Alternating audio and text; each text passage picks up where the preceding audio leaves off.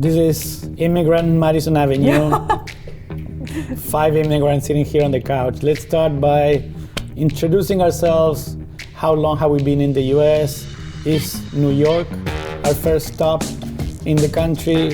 How do we arrive here? Have we dreamed for a long time working in New York? So whoever wants to start. Oh, okay. So my name is Rafael Rizuto. I'm the Chief Creative Officer of BBH New York, US now, forgot.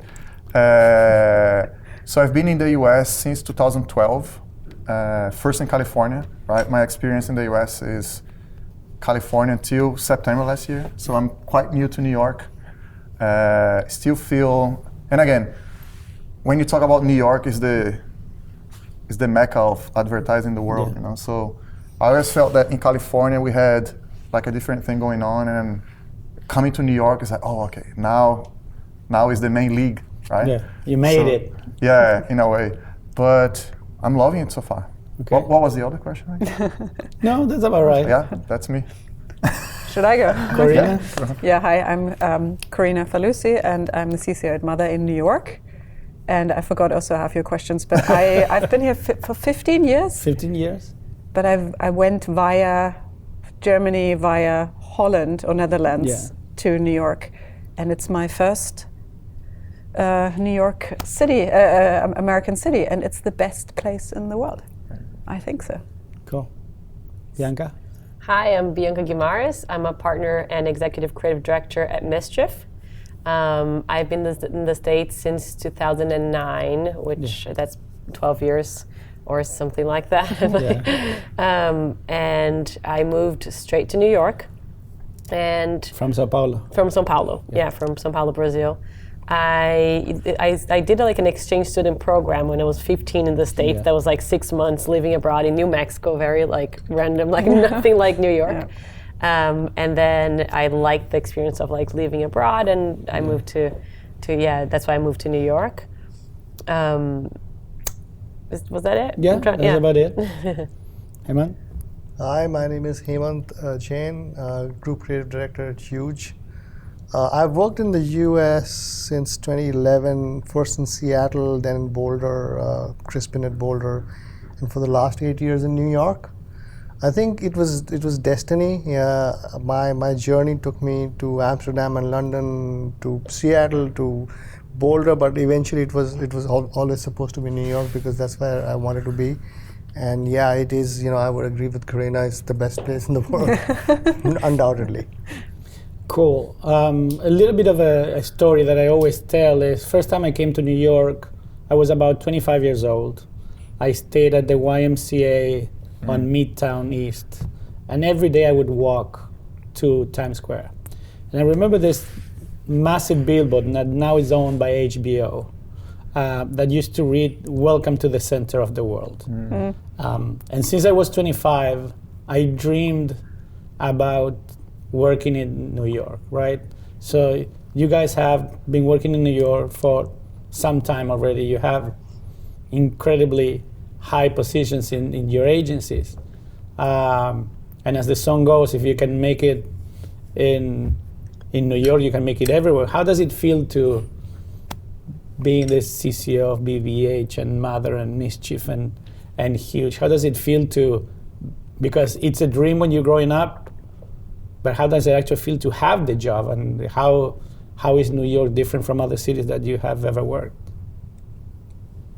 It's funny with me because when I moved 12 years ago, it wasn't like, oh, I'm gonna move to New York and that's my goal and I want it, and like as soon as that happened, I was like, I can't believe I made it. Was a little bit like an opportunity to come here, to maybe do something for like 3-6 months, then like go back to Brazil. So I never, later on I had the moment of like, it kind of happened and I'm here, and now I feel that way, and like I feel lucky, and I couldn't be anywhere else, and like I'm only here because of like the professional side of my life, because I do miss Brazil and São Paulo. Like I was just home because of the pandemic, working from home for like a couple months, and at the end of the day, it's like, this is where I want to be, and I feel like fulfilled and alive from being here. But that happened to me a little later on. Not like, I made it right when I was here for a little bit. And the other thing you ask is I was like you, I never thought I would end up here. So it wasn't a goal, it just happened because an opportunity came up. But the nice thing about New York is that it's like such a big, I don't know, thousands of agencies. Yeah. And everybody comes here from all over the world and is used to their own, how it is to be in advertising in Brazil or in Germany or wherever. And then you come here and you don't matter, which is really nice. It's like a good moment of you kind of start fully from scratch. Yeah. Nobody gives a shit. And that's what I thought was exciting to have to reinvent who you are and what you want to be. Yeah. And that never stops here. Yeah. So it's like you've never. That's why the song is bullshit, because you've never made it. You've never made it here. That's very interesting. Yeah, that's very interesting. Yeah. You're still making it, right? Yeah. So for me, it's interesting because I left Brazil back in 2006. My journey as an immigrant, and I went to the Middle East. I worked for 5 years, and then I came back to Brazil for a year, and I'm 1 year. And I feel that there's a lot of serendipity in the sense that I never planned. I feel that the most important decisions in my life, I feel I wasn't in the driver's seat. It just happened, right? Yeah. And same with New York. I had never had that, one day I want to work in New York, I usually like to chase the work and the people I work with. And it happened to be New York now. Yeah. And when I accepted the job at BBH in New York 2 years ago, beginning of the pandemic, and I was ready, preparing my life to move to New York, and the pandemic happened, and most of my tenure at BBH was from California. Yeah. And I came here back September last year, so I'm still, we are going back to the office right now, I'm still getting a taste of it, and I start to feel the way you guys are feeling, and oh my God. That sense of awe, and it's a lot of humility as well, because in a way you feel small, right? You're part of something much bigger. So it's very interesting. It's a very, how can I say, interesting city. Yeah. You, Hemant, you've been come from India, been in London, been in Amsterdam, been in Boulder, and finally you're in New York.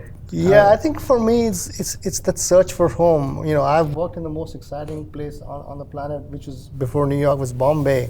And when you live in Bombay, it's the same. There's a thing about, there's a lot of struggle. The spaces, the apartments are small. There's struggle. There's just too much happening, and you're constantly in one part of you is in pain, and one part of you is in, I want to achieve my dream. That kind of struggle is there, and that creates a lot of creativity. And that's the same thing in New York. And from Bombay, when I left Bombay, I was at the high energy point in my life. And then I was going through the journeys at London. Yes, I want to be there. Of course, you grow up with stories and, Charles Dickens and all that, and you got to be in London. Great, it was amazing. And then Amsterdam was amazing. And then, all these places. And then in Boulder, I started feeling the call is like, I have to go to New York, because that's where the art is, that's where everything is. When I came to New York, it felt like home. It was like, yes, I belong here. I'm back in my very modest 600 square feet apartment, and I'm going to be doing art at 3 o'clock in the night after I put my kid to sleep and all that. And that's the struggle. That's home for me. It's a concept of home. And I think I found that energy, same energy, and that keeps me going. So yes, New York for me is home. There's something very interesting that you just said. It's like the song is bullshit, right? That you have the feeling that you never make it here, and that you feel small, that you just said. So how do you feel about, because it's like New York doesn't give a fuck about you. And yet, some of you came from already having very successful careers, having very high jobs. And then you come to New York having made a career and being very successful. And it's like you literally come back to square one. You start from scratch, no matter how accomplished you are or how many medals do you have in your suitcase. It's like nobody gives a fuck. You need to start from scratch. So I think it's like, even going on the subway in the morning is a struggle. So I think clearly all of us came here for a reason, because we like a good challenge. Yeah. But I think ultimately it's so, I always admired about the work that comes out of the US and New York, how many people see it. And I do think whatever media money is spent on this. So I think what ideas come out of here, and when they get made and seen, they have a big impact. And it's often more complicated in other countries. It's easier to make a campaign in Germany for far less people with less pressure from budgets and all of that. yeah. I think that was the ultimate piece. Yeah. Based on something that we were talking before the conversation started, how do you feel at all the difficulties that bring working with such big markets and such big audiences? It's like, in Germany it's smaller, you can get away with certain things. Well, us coming from Latin America, we know that you can do some scrappy thing and get it done, and it's easier.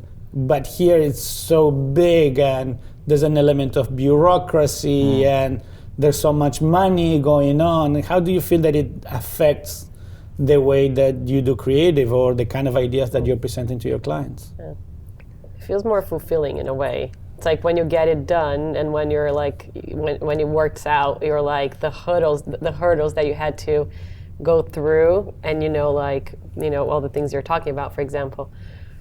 And it's out there, and you did it. It feels like a lot more rewarding, in a way. Not to diminish like the process anywhere else, but just sometimes it is so much that even us, we can, as we see like work out there from other brands and places, you're like, imagine what they've been through to get this out the way it is. So we can see that, and I think that the stakes are higher, like you're saying.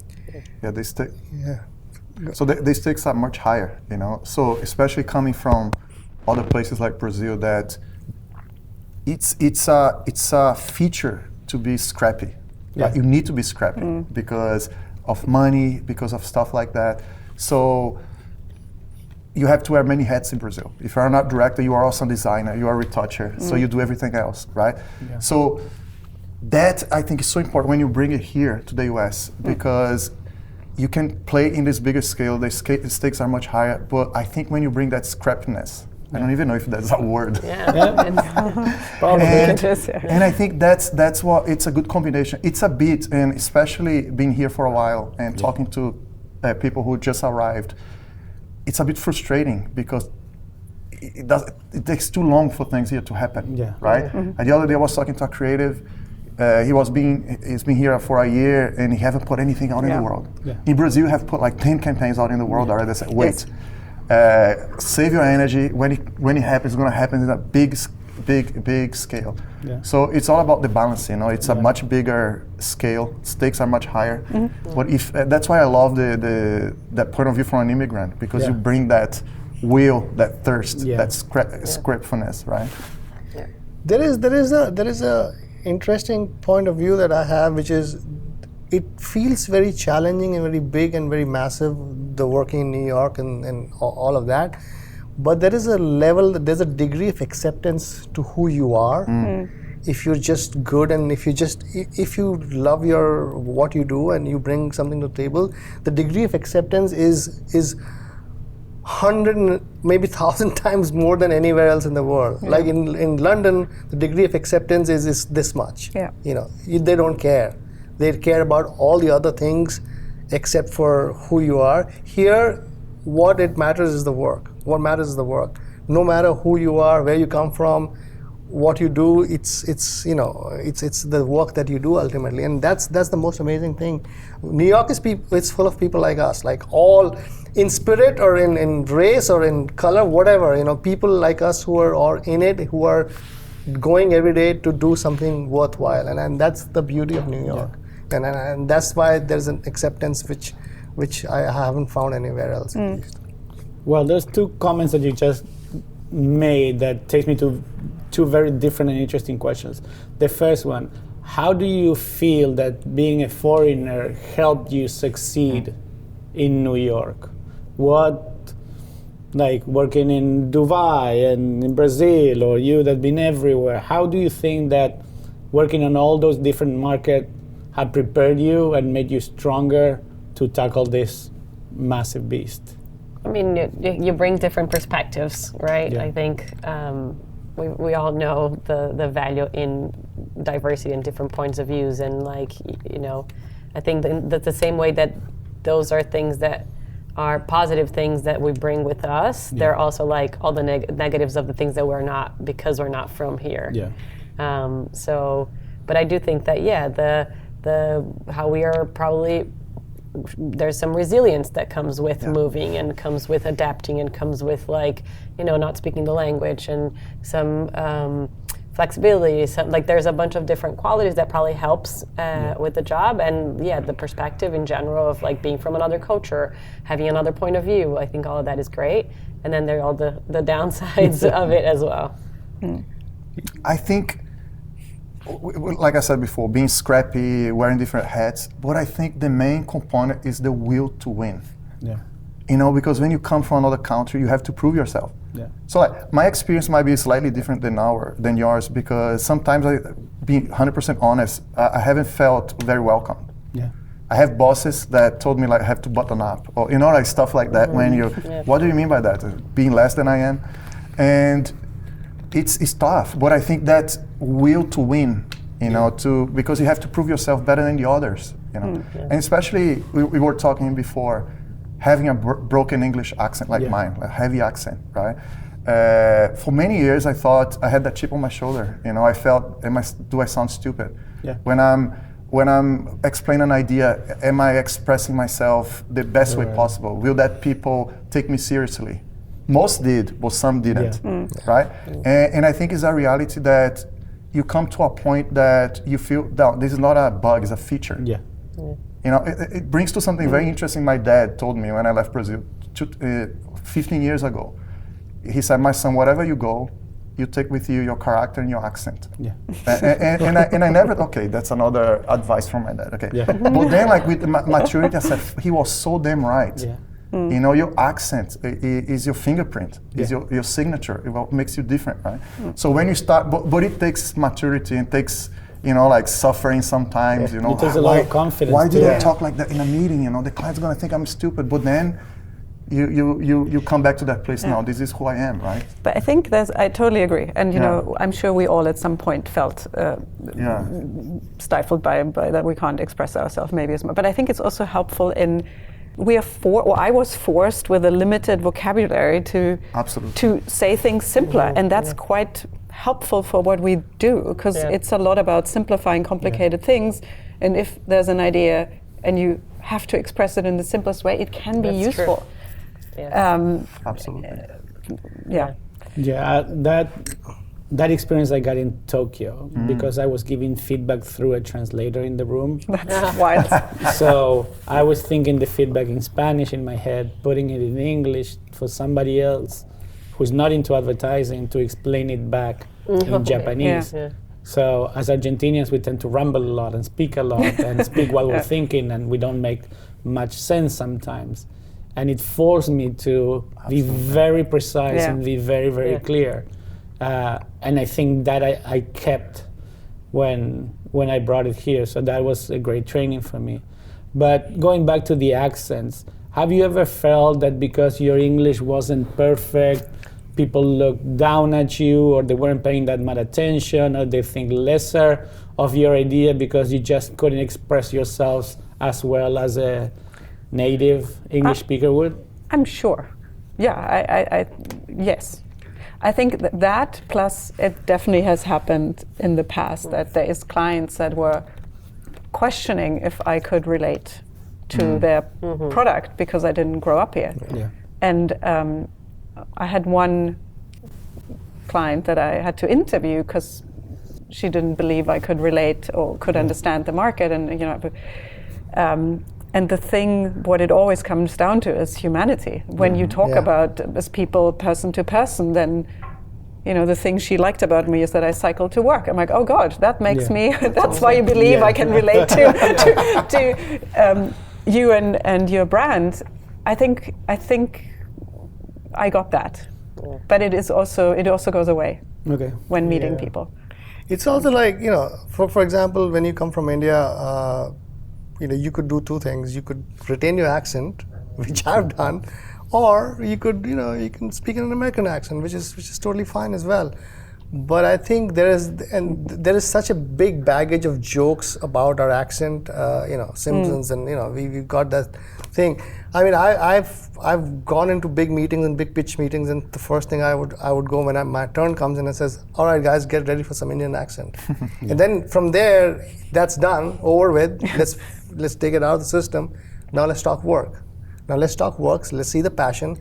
And this is what I do. Like I'm never going to change my accent because that's not who I am.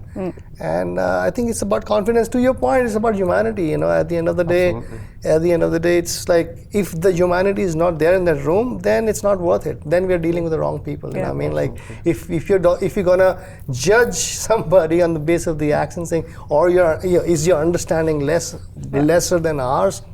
Okay, then you live in a very different world. You know, alternate reality. The one thing, the other question that you asked, and I wanted to mention something, is the you know, how does being an immigrant change perspective? I think there is also an objectivity that comes from being an immigrant, because you've seen one culture, you've grown up in one culture, and maybe you've been in different cultures, and then you come here.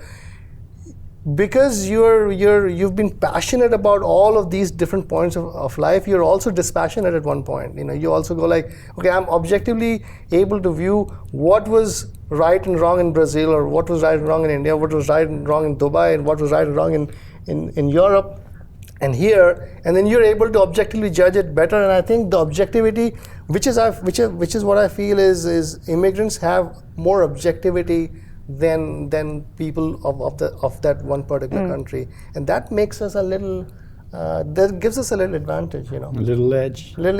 Immigrants, they get the job done. Absolutely. I do think the language thing is something that, at least for me in the beginning, it made me change a little or it made me feel like I wasn't being who I was, because I started noticing that, like, as I was trying to make jokes, they weren't really coming across, or the timing of my jokes weren't, like, they weren't right. So I just stopped trying to be who I was, or trying to make comments or jokes, and I was more just trying to say what I needed to say, and then I felt like my personality wasn't coming through. And I remember as I got more comfortable, then I made a joke, and my ECD at the time was like, you are funny, and someone else is like, she's amazing. Super funny, she has a sense of humor. And I was like, yeah, maybe I try, like, it's like I remember just trying very hard to be who I was, and I was like, nah, it's not working, I'm just gonna be like this kind of, you know, neutral personality for now, and then see as I get more. I was going to ask you in particular, because you had the longest career among all of us in the US, so you grew from lower positions to being partner in ECD. As you keep growing your career, when you're more of a junior, you speak less. You don't present that much in meetings. Being the ability to speak good English doesn't play a massive factor. But as you become an ECD and you're more exposed to clients, or giving lectures, or discussions in juries or interviews, your ability to speak English is much more crucial in your job. Did you feel that as you were growing up? Yeah, and I feel like to this day, it's something that is still something that I think is a weakness. I still feel like I'm not as well spoken, and because of my personality, I'm not the type of people who would just kind of speak with a lot of confidence and know the English is like wrong, like the tense of the sentence, or I will stop and be like versus just kind of like go with it. And like we had I have a friend that is Brazilian, used to work at my previous agency, and he would just say like everything was broken English with so much confidence, loud. He wouldn't stop for a second. Everybody understood what he meant because you can. And he would come across as like a lot more, like he was just like more confident, and he would Yeah. come across, he was just more comfortable. And for me, to this day, I'm still thinking that the thing that I need to improve the most is my speaking skills, is the way like I can, you know, say sentence without mumbling, or like I can express myself properly. So as a junior, I think the problem was more with the partner. Yeah. So like, you know, as a creative team, you're like sitting with your partner and trying to explain all of your ideas and thoughts. And I was like trying to be good at that, and also like communicating that. And then as I became more senior, I do think that practice is what made me better. Yeah. And being an art director, I think a lot of art directors also don't present their ideas. Yeah. They like leave it to the writers to speak. And like every time someone's like, what's a tip that you give anyone? Like my tip is always like, if you're an art director, you know, even though you're not going to do as good as a job as a writer, maybe explaining or reading the thing or trying to write a bit, do it, because you're going to need that, and that's going to make you better. And I try to do that, so I feel more comfortable, but it's still like a pain point for me. Yeah, I think for the first 2 or 3 years, every time I had to present before starting, is I speak very fast and my English is shit. So bear with me. If you don't understand anything that I'm saying, please stop me, and I'll repeat it again. And it started as an honest thing, and then it kind of became a shtick. Yeah. So I would prepare people for the worst, and then when I would speak, I feel that I'm quite fluent, even if I have an accent. See, and that kind of gave me the confidence of, okay, I'm gonna fuck up a pronoun here and there, and I'm gonna fuck up a tense. But then eventually it was all good. I even had a client like, you're not from Argentina, you grew up in Miami. It's like, but I always felt that I had to do it. I don't do it anymore, but I've been here for 6 years, at least 3 to 4 years. I always did it before a presentation. The other thing you just made me think of is that why it's very welcoming here for immigrants is because culturally, obviously I have things I didn't grow up here, so I culturally have lots of things I can't relate to or don't understand and had to learn. But I think because America has so many different cultures, it is easier as a foreigner to land here versus if you would go to Germany, which is very monoculturally, you would feel so excluded and from on the outside. Well, that's the perfect segue for my next question. It was something that he was mentioning about feeling at home. New York is known as the city of immigrants, right? And even in my limited experience, I feel that even the Americans who are in New York, they weren't not born here. Everybody's here trying to hustling to further their careers and move their career faster. So how do being this a city of immigrants, how do you feel that helped you in a way, or make you feel at home? I think it's the identifying thing, isn't it? Like you identify, like, you know, we are all from different countries again, but we are all we have a bond, right? We go, and I think that bond exists for other people as well, for all the Americans as well, who are coming from their different, you know, states and different cities and all that. And that bond is the commonness of New York, which is like, okay, why are we here? You know, to your point, we're here to do something, to make that play, to make, you know, make art, to do whatever it is, to do better by ourselves and by our families. I think that's what binds you together, and there's an understanding, there's a tacit understanding. You're on a subway, and you know all these people are with you, and you're in the same subway, on the same boat. You're like, all right, I get it. And there is a comfort level. There is no there is nothing negative about each other, because there is that familiarity of the struggle. That's what I mean. What do you guys think it takes to not make it, but kind of make it in New York as a creative? I think the main asset you can bring is not, if you're an art director, it's not your Photoshop skills, or if you're a writer, how much is you. I think that's what makes so interesting what we do. You know, it's not, we don't work under a set of rules and you have to, you know, clock in and go to so it's you, right? I think just be you. And to the point before, I think what makes you feel at home in New York, I'm still quite new, fairly new, right? honestly, I think everybody's so busy that nobody gives a fuck about you, and then you feel better because you don't have people judging you, because people are just so busy with their lives. That's true. Yeah. And you see like such a fast pace, and then you don't feel misplaced, right? I'm just another one. But what I tell people coming in or young creators are just be yourself. That's the main asset you can have. It sounds a little like a platitude. Right? A coach would say, "Oh, be yourself," but that's it. You know, like, it's what makes you. Is what makes you succeed, right? Yeah. I would say on the contrary, it's the people who, come here and then leave after half a year and hate it or for whatever reasons. I think there's a lot of it to. You need to be so open and flexible to adjust. Yeah. Which is, if you come, for example, just picking one country from the UK, and you think, there is a very sophisticated advertising industry going on, or I don't know what, Germany or whatever. Yeah. You just have to forget everything you thought mattered, and listen to what might matter to people here. I think that's a big point of where people either stay or make it or not. Yeah. True. And it's a personality adjustment too, I think, because culturally there is so much that you need to understand, and the nuances. What does it actually mean when people say this sentence? It means the opposite or whatever. Yeah. That takes some time to understand. Oh, yeah.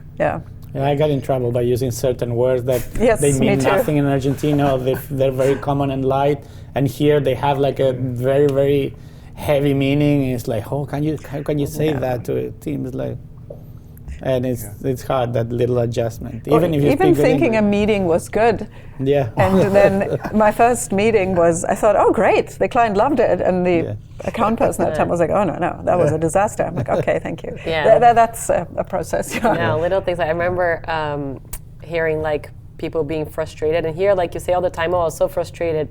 And in Portuguese, I don't know if for you the same, but for me, frustrated in Portuguese, it was like a much bigger deal. Absolutely, yeah. So like, it's just little things like that. Yeah. It's kind of like stuff that you Which is kind of what makes it fun. Another thing that is so funny, I always try to this day, to translate Brazilian sayings to, I don't know if you do that. Hopeless. Oh my God, like sometimes it doesn't make any sense. Yeah. But it's all about nuance, right? Yeah. Even within the US, I spent like more than 8 years in California, and it's so different from here, because California is all about sugarcoating. I remember my first meeting in 2012 with my boss. I thought it was an incredible meeting. So we presented ideas, and I felt, she was so like supportive, and then the end of the day, I was so happy. Like the first meeting, and then I got an email at the end of the day. She killed everything, and I said, I'm living another reality here. So, and here in New York, it's a bit different. I think people are slightly blunt. Right? I still feel that it's very, from my experience in Argentina, growing up in Argentina, I still feel New York, there's a lot of sugar go to California. Like 10 minutes before you get to the butt. That's true. I grew up in Argentina, I have thick skin, skip the 10 minutes and just get to the butt, and then let's have a real discussion. At least you guys didn't work in London, because first time a president worked there, like, oh, that's interesting. I'm like, that's it, I made it. It's interesting. Interesting. And soon you discover after like a few days, like, you look up. It's like there's an entire chart which says what they say and what they really mean, and interesting means it's shit, and like, okay. And if I'm not wrong, the good thing is not bad, right? So not bad for us, the real good. I think I agree with Corinna. They're like, when you let whatever you have to let it go, and then you can be, to answer your question, that's when you start making it in New York. Bob Dylan wrote the best songs of his life on the streets of New York, right? Simon Garfunkel. How? They were just noticing things. They were just, there's so much going on in the city that you cannot not make the best work of your life, and that's why the New York advertising industry produces, actually, London is good and all these, everything is good. But when it comes to culture-changing work, it always kind of comes from New York. Why? There is something going on there, for sure.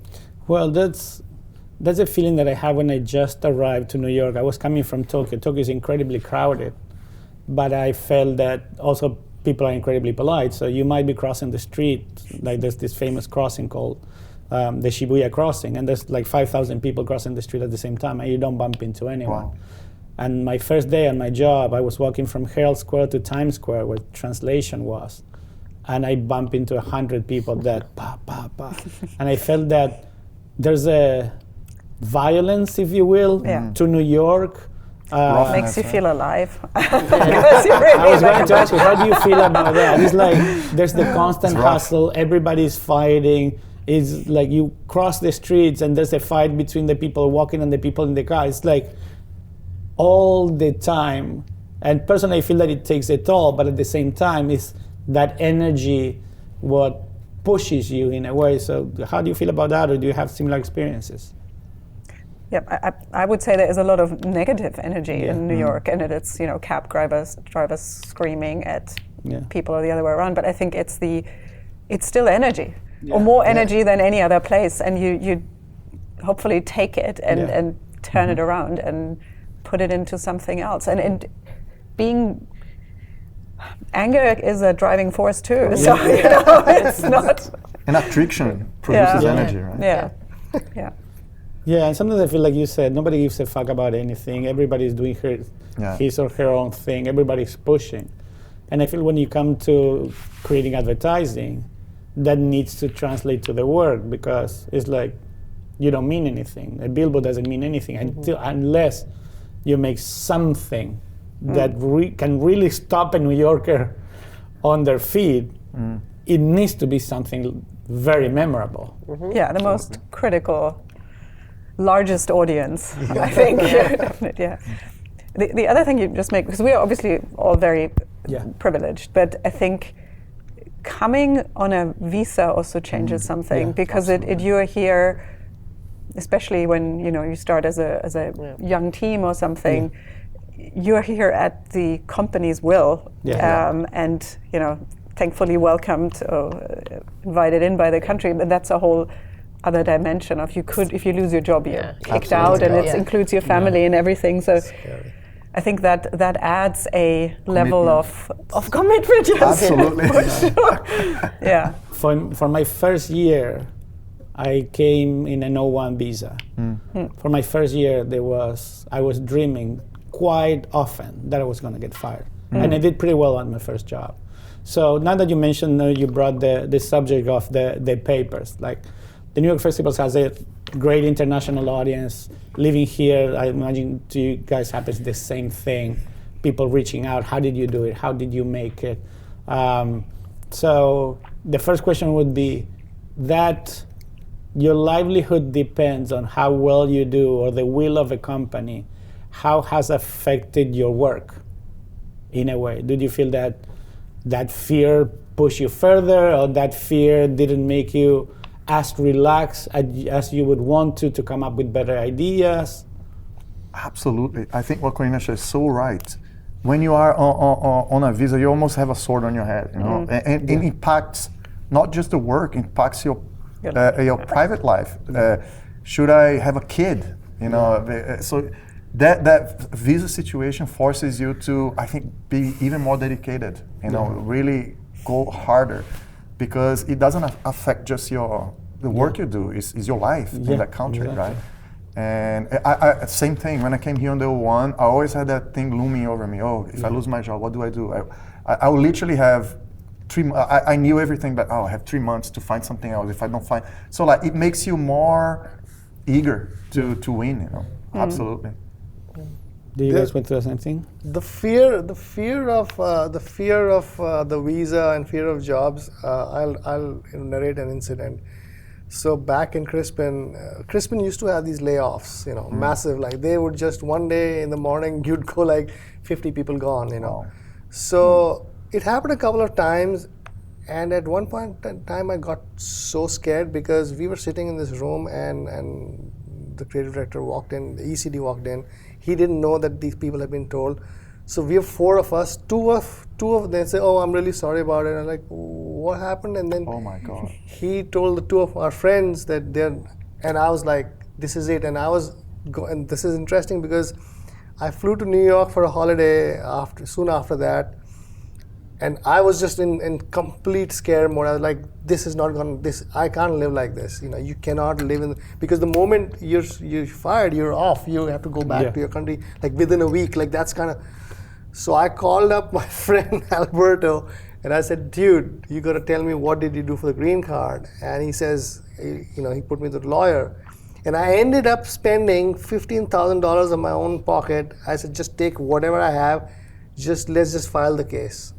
And I prepared my own case, whatever, 50, 70, 80 pages, I still have it, lawyer. I was talking to lawyer, no, do this, like, this is not right, this is not right.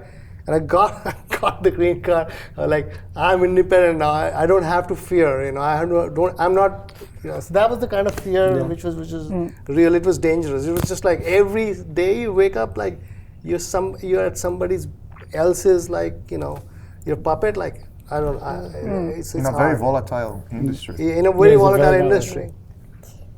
So. Yeah, I think because I came here sort of like early on in my career, and I never had the goal of staying here for so long. I almost didn't think much about it. Yeah. And then I think after a while, and like we were talking about like feeling at home, I feel like I didn't really feel at home in New York until I probably got married and had a kid here. Like it just felt like people are always moving around. Yeah. You have groups of friends, probably like they become very close with, and then they all like each one goes like to their own place. So many Brazilian friends that like were here with me at the time like are not here anymore. Like they're doing their course, their MBA, they stay here, then they move like jobs, then they move like to another state. So like I feel like that also made me feel like there's so many different phases of my New York life that felt like it was always changed. Like I was always like in this trip, like traveling. So I think the sense of like home and that like notion of if I lose my job and my visa, like I have to go back to Brazil, it was almost like I'll probably go to Brazil at some point back. I kind of miss it. And I think until I started becoming more senior and like I more in terms of like also settling down and having a kid, and like it feels more like home. And then I already had the green card situation like sorted. So I felt like it changed a little from my personal perspective, but I get so many people talking to me about like how to navigate that situation, how to feel like even how to get like a job abroad. And I wish I had better answers and like tips on like what to do, because at the end of the day, it's just like show your portfolio, try to like get some work done that like gets published, like so you get your work gets more seen. Like it's like I wish I had a good answer for like this is how you do it, and you can And half of it is the visa and the visa stuff, which is like you need to have PR and publications and whatever. I was just thinking, because I applied for, also because of my kid, I never thought I would feel the need to apply for citizenship, but my child tells me every day that he's American and stop talking German to me. But to get the American citizenship, I had to apply to Germany that they allow me a dual citizenship, and I had to write 2 letters, one why I feel American and one why I feel German still. And it was one of the most emotional things. I was in tears when I wrote it. It took me a long time because as what do I identify? And I identify as both. But writing it down, I mean, thank you to the German government, they forced me to do that, is just taught me all the values that I learned from America and New York about the person that ultimately ended up being, and the wonderful, optimistic, never giving up type of life New York has, which is the contrast to being German. And I think that's why you say home. I think I'm, and I don't mean that in a, I think, yes, home is now where my child is, and I am, my bed stands, but there will always be the in-between chairness for all of us, because we are home somewhere, nowhere. And are all your kids American? Yeah. Very interesting. Yes, this is. And now we were just in Brazil now, like I said, for to work from home. We'll see, like work from home, like, and my kid doesn't have a Brazilian passport yet, so we're leaving the country, and like something is going wrong at the the Customs. And they're like, where's his Brazilian passport? I was like, he doesn't have one, just American, I have to get it. And he's like, he's not allowed to have stayed in Brazil for this long because he's an American, and now like there was like a fine or some situation. I was like, I didn't even think of it. It's like, I guess I have to get my son a Brazilian passport as well. So yeah. That's interesting. And what is interesting as well, there's the other side of the coin as well. So we have all these immigrants trying to come here to make and everything. But there's the companies wanting immigrants as well. And they're not doing that out of benevolence. It's because we do make a difference. You know, that's why you have so many companies having like lawyers dedicated to the O1s and the transfers and everything, because it's an asset. I think an immigrant, for all the reasons we've been talking here, is an asset, right? So there's this point of view from the companies as well, right? Immigrants make them better.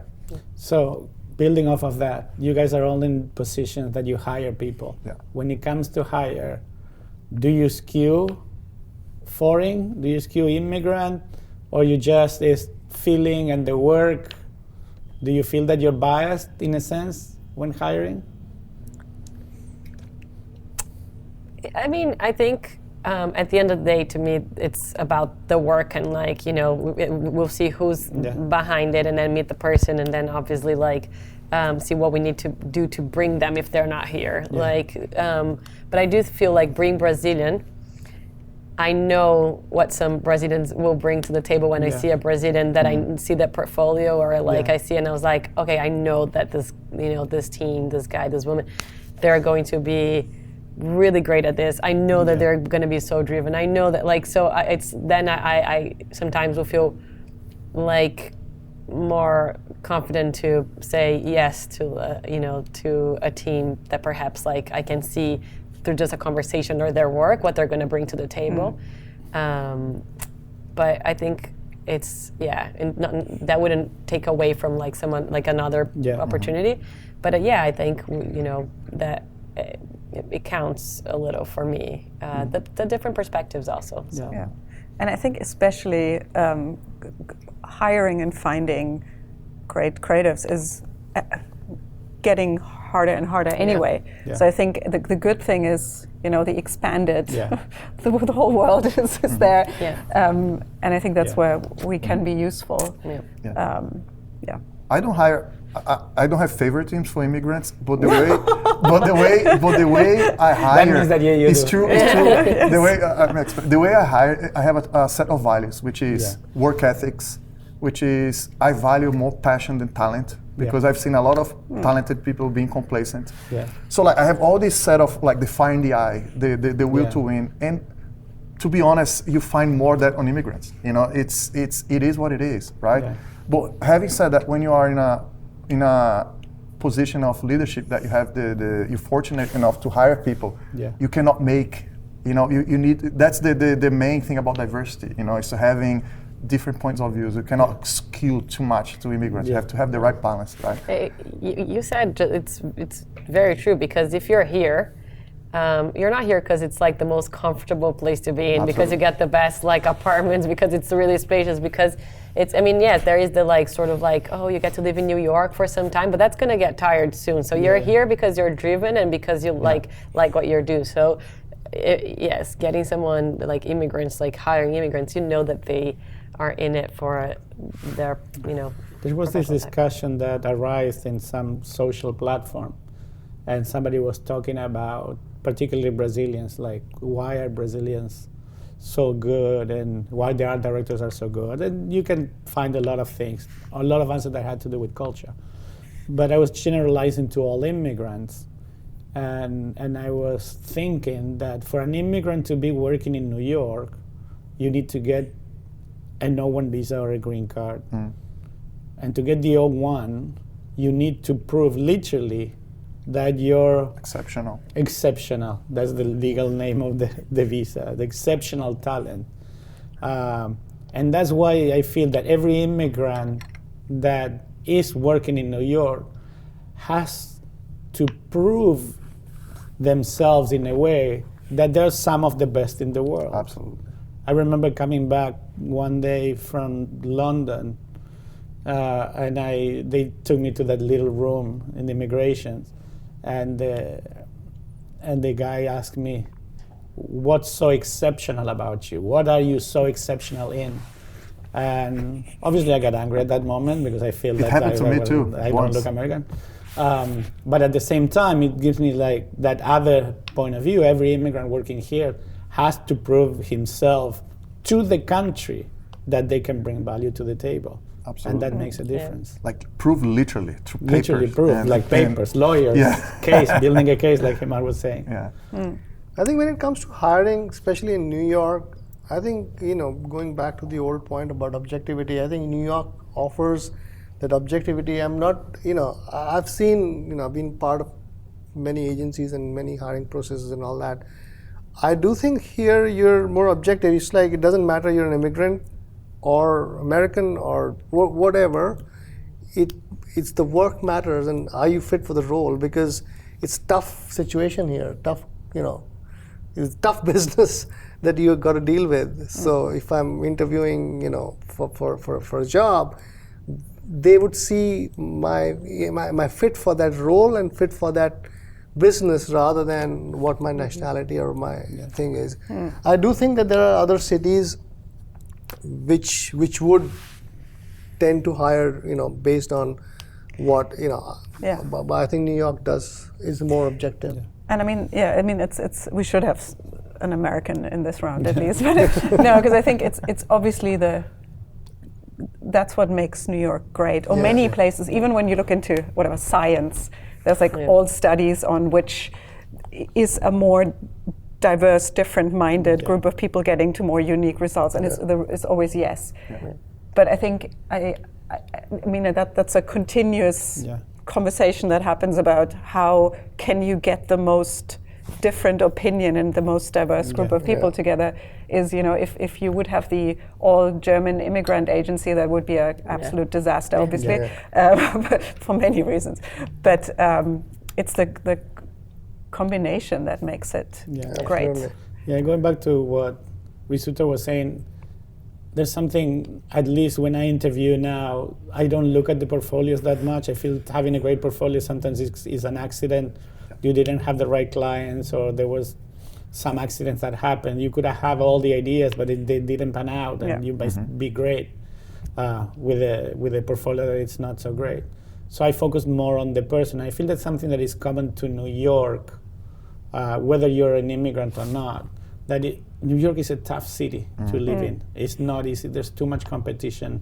Everyone is out there for themselves. You cannot be complacent to work in New York. And I think the New Yorker, let's call it like that, somebody who's been living here, it has that kind of will to win that needs to stand out in a very, very competitive place. And I think that's something that is great about New York. That makes a difference. Everybody's trying to stand out. Yeah, in New York, everybody's an immigrant. Whether it's a country, intra-country immigrant or inter-country immigrant, everybody's an immigrant. So you come from Texas, you're an immigrant. You come from India, you're an immigrant. You're at the same basic level.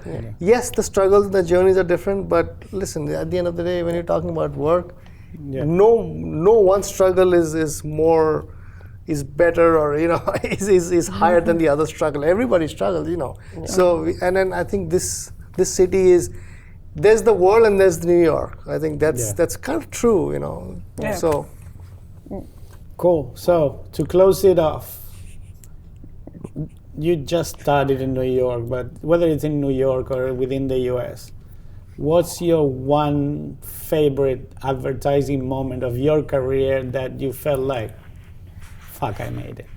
I would say to your question earlier, I don't think probably all of us feel we haven't made it yet, because that's. I think there's always the next to come. It would feel like giving up to say, it's this one. Not that you get complacent, but that aha moment is like, fuck, I did something big in New York. Yeah. I'll tell you a very New York moment. I think everybody will agree that we can't really say we made it. But there was a very, very interesting New York moment back in the day. My kid was born. I was working pretty late at BBH in the old office, and we were working on a pitch. It was 2:30 in the night, and there were 3 of us. I don't know. I looked around. There's the emptiness of the agency, and I just felt good. I just felt good to be there, good to be working. Whether it's 2:30 in the night, doesn't matter. And it felt so jubilant and so alive. That's the moment. That's a special moment that I remember, and I'll always remember. And I do think there are moments like that which I look for. That's it. Work campaigns, they'll come and go. Are you alive, and are you ready to take the? Are you passionate? Yeah. That's what matters in the end, I guess. Right. One thing that comes to my mind, I wasn't living here. I was still in California. It's not a moment that I felt that I made it, because I think all creatives have that imposter syndrome. You always feel that we are shit. That's a reality. I was still and we're going to find out soon. When they're going to find out? When they're going to find out that we are worthless? I would still encourage everyone looking to check the work that you guys made. But I remember back, that was 2015. I was living in LA, and I remember we were pitching MTV, right? And we came to New York to present the work. And for someone like me growing up in Brazil, it's not even like São Paulo where Bianca is. I'm from the Northeast. It's a different thing, from a simple family, And when I went to that Viacom building in Times Square, first of all, like Times Square is synonymous of New York. So you grew up saying, "Oh, Times Square," right? And I remember like going to the building to present to the one of the founders of MTV, and I had that moment of awareness, stop and smell the roses. Like, holy shit. It wasn't a word, it was like, fuck, I'm here in a building, Times Square, to present to the CMO. And I felt that, fuck, how far have I come? It was a very few moments. Since then, I don't have many of those. But that moment, I felt, that felt good. That happened to me. My first job was a translation. Translation was on 45th between 6th and Broadway. And I think it's the second or third day, they take me to lunch to this place called Carmine's. And we have to go across Times Square. And I'm walking with a couple of creatives, and everybody is complaining, "Oh, fucking tourists and this and that." And I'm like, exactly. I couldn't believe that I was working half a block from there. It was amazing. Yeah. I think for me, I agree, like, with the whole thing about, like, it's like you're still trying to, like, always, fight the imposter syndrome, and also get the feeling of like you never really made it. I just remember, and this is a little of like how our industry is, and back to your point about like when you see the portfolio, it's like not necessarily, it doesn't mean that the person is great or bad. But I remember when I was working at JWT, and for like a couple of years, and you're trying so hard to get that one campaign done. And that's going to be recognized somehow. That's going to like put you in the map creatively somehow. And at the time, I didn't even know that like one thing puts you in the map. And like if you don't get that one thing done, like maybe you're never good. Like your career can just change. And I remember doing a campaign that was one of the the things that were more celebrated that year at JWT, and that got a bunch of awards, and people were looking at it. And I didn't realize the effect that was going to have, which, for better or for worse, because like sometimes, to your point, if you don't have that, you might just kind of end up not having the career that you or like the other opportunities that you should have as well. But it's like you do one thing, and then all of a sudden it's like, put her on that brief, like send her to that thing, do the other thing, this article comes out, and you start seeing, you're like, that's kind of crazy how that like, that one thing starts making you, puts you in the map. And like we were talking before, just sometimes one ad changes the story of an agency or the story of your career. Yeah, which I mean, I wish it wasn't the case, like that you need like, and sometimes like it's, I don't know if you guys agree that with me that that's always how it happens, but and obviously I think for you to keep that, you just have to like keep producing on, like that will last for a certain amount of time, but like it does feel like that, you score the one goal that you're trying to score for like so long for a while, and you're like, oh, I guess I'm doing something right, or like, oh, it was worth moving, or that thing. The funny thing is how little it lasts. Yeah. That sense of joy. Like, half a year. And then you're like, what's the next one? And now shit, like now I need to do it better than that. I had one not work-related moment, but when I was here pretty new, and it was 2008 when everybody lost their jobs. Yeah. And I was at a birthday, it was still fairly new, and I talked to people and they're like, what are you doing? And everybody had this amazing things. The first one said, I'm re-educating to get into, I forgot what. And the other person said, I'm starting my own thing. And I was like, oh, you're all amazing. Yeah. And then my friend said, oh no, everybody lost their jobs. Yeah. And I'm like, oh my God, you are the best, most impressive people ever. Yeah. You have within you out of a necessity, obviously, but the spirit is, I'll do something, I find something, I'll start something. To me, that is the ultimate New York mindset, and I'm so thankful for that. I could experience that and can be part of it. Yeah, it's quite. Like, you're gonna make it whatever it takes. It's quite impressive.